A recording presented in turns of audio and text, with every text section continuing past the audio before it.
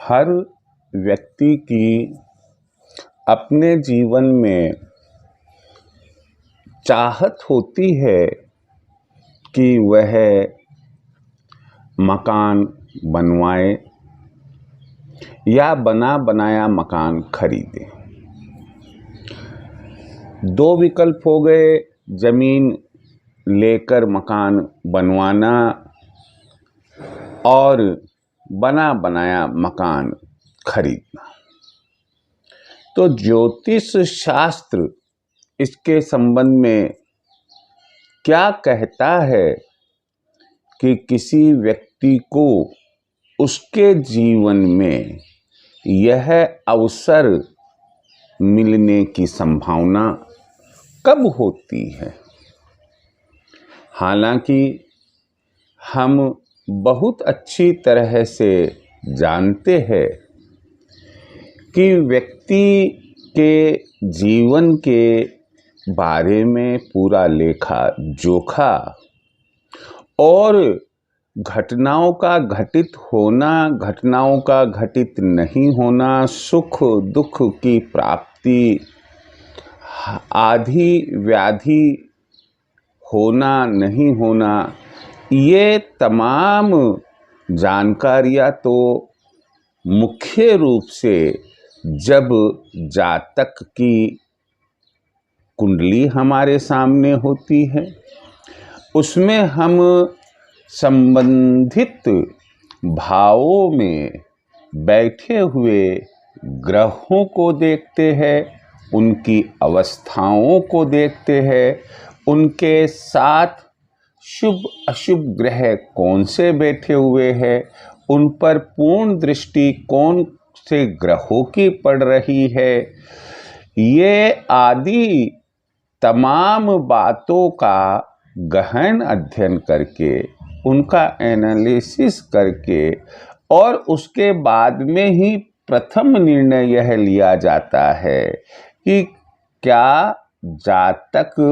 को भूमि भवन का सुख है भी या नहीं है। लेकिन यदि मान लीजिएगा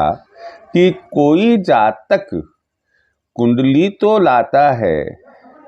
या डेट ऑफ बर्थ और बर्थ टाइम तो बतलाता है,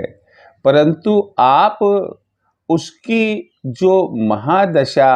अंतरदशा चल रही है उसके आधार पर ही यह बताना चाहते हैं,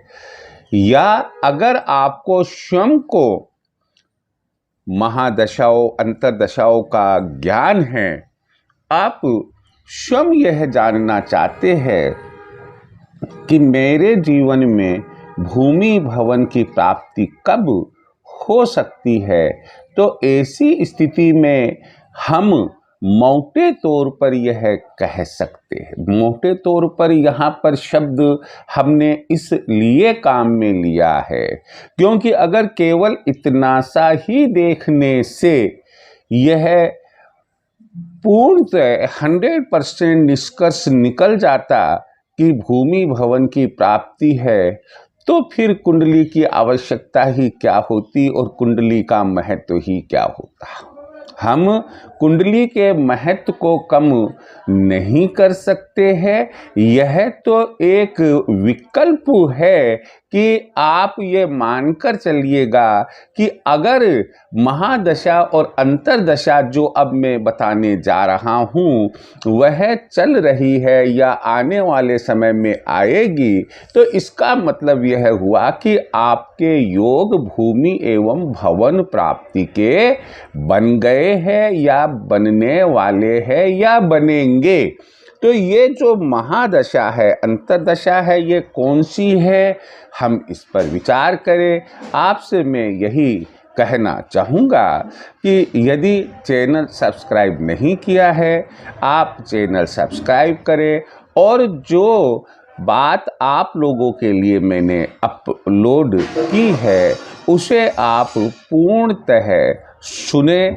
उसको बार बार सुनकर उसको अमल में लाने की कोशिश करें, क्योंकि जब तक हम उस पर गहन अध्ययन नहीं करेंगे, गहराई से हम सुनेंगे नहीं, तब तक हम किसी निष्कर्ष पर पहुंच नहीं सकते हैं।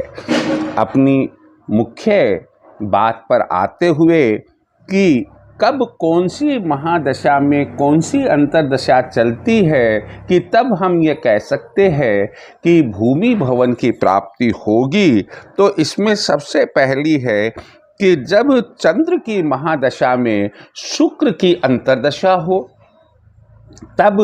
भूमि भवन की प्राप्ति के योग बनते हैं। इसी प्रकार से मंगल की महादशा में चंद्र की अंतर्दशा हो, गुरु की महादशा में गुरु की अंतर्दशा हो, गुरु की महादशा में शनि की अंतर्दशा हो, गुरु की महादशा में शुक्र की अंतर्दशा हो, गुरु की महादशा में मंगल की अंतर्दशा हो और शुक्र की महादशा में मंगल की अंतर्दशा हो। तो इस प्रकार आपने देखा कि मुख्य रूप से जो महादशाएं हैं वे कौन कौन सी है जिनमें कि आपके योग बन सकते हैं भूमि भवन की प्राप्ति के। एक चंद्र की महादशा है, मंगल की महादशा है, गुरु की है और शुक्र की है। और इनमें भी जब अंतर्दशा किसकी आती है, शुक्र की आती है, चंद्र की आती है, गुरु की आती है, शनि की आती है और मंगल की आती है, तो ही ऐसी स्थिति में भूमि भवन के प्राप्ति के योग आपके जीवन में बनते हैं। मुझे उम्मीद है कि अगर आप इनका जो संयोग है, इनका योग जो महादशा और अंतर्दशा का मिलन है, कहने का मतलब है यह चलती है, उसका आप गहन अध्ययन करके और उसके बाद में ही मोटे तौर पर निष्कर्ष निकालकर आप स्वयं अपने आप के लिए या किसी के बारे में यह कह सकते हैं कि आपकी इस अवधि के दौरान